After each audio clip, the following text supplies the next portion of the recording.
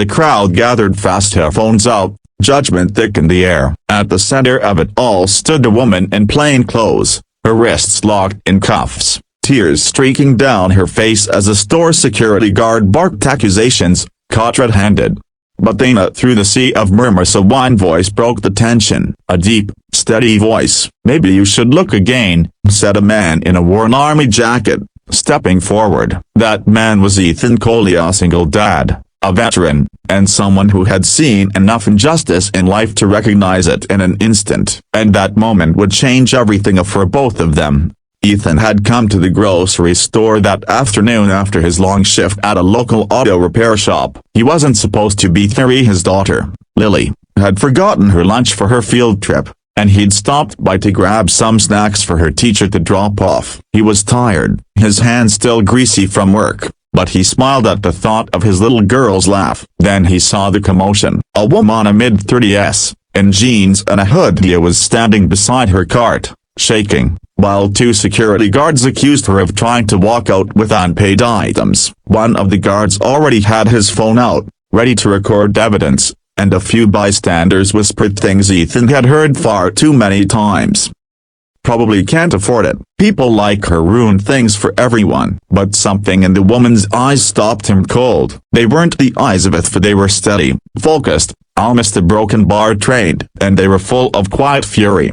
"Sir, step aside. This doesn't concern you," one guard snapped when Ethan stepped forward. Ethan's voice was calm. "You sure about that? Because it looks like you're making a big mistake." The woman turned to him, whispering, "Please see broken bar, don't. You'll only make it worse." But Ethan didn't back down. "Lady, I've seen worse than this. You don't deserve to be treated like a criminal in front of everyone." The store manager came rushing over, puffed up and angry. "We have security footage. She's been pocketing items for 10 minutes. Ethan's brow furrowed. He looked at the woman's cart. Everything was bagged, receipt in hand, but he noticed one small protein bar tucked beside her phone. She looked down, startled, realizing what had happened. "That's a stolen item?" Ethan asked incredulously. The guard sneered. "A theft is a theft." Ethan raised his voice just enough for the small crowd to hear. "Or maybe it's a mistake. Ever think of that? You people get your kicks humiliating someone over a $2 bar while CEOs rob the country blind every day." There was a ripple in the crowd of whispers of agreement. A mother pulled her child closer,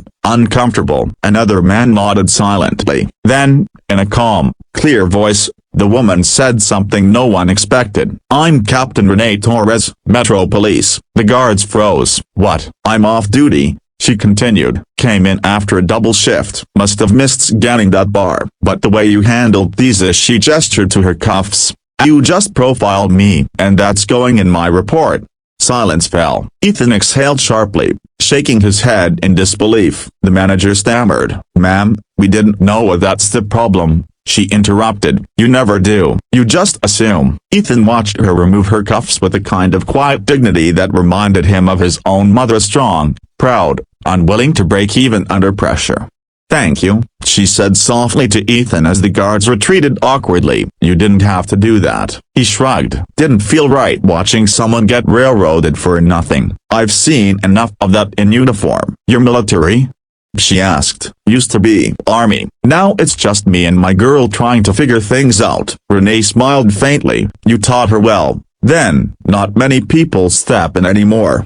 Over the next few weeks, they crossed paths again, first by coincidence, then by something that felt more like fate. Renee reached out to thank him properly, inviting him to coffee. She'd been put on administrative review to investigate the incident, and though she handled it with grace, Ethan could see the weight she carried, the pressure, the quiet pain of being judged by people who didn't understand her world. And for Ethan, who'd lost his wife years ago and lived every day fighting both bills and loneliness, something about Renee's strength drew him in. They talked about service, about sacrifice, about how the world rarely sees the good behind a uniform or the scars it leaves behind. One evening, when they sat at a park bench watching Lily play, Renee said softly, "You reminded me that courage isn't about a badge or a rank. It's about doing what's right, even when no one's watching." Ethan smiled. "Guess we both know what that feels like." Months later, A local news channel covered Rena's reinstatement after the store formally apologized for their mistake. The story aired under the title, "Veteran Stands Up for Off-Duty Officer where Justice Prevails." Lily watched it from their living room, eyes wide. "Dad, you're famous," he chuckled, rubbing her hair. "Nah, sweetheart, just did what anyone should have." But when Renee showed up at his door that evening with the smile and a takeout bag, Ethan realized something deeper had happened. He hadn't just helped someone that day, he'd found someone who understood the quiet battles he'd been fighting for years.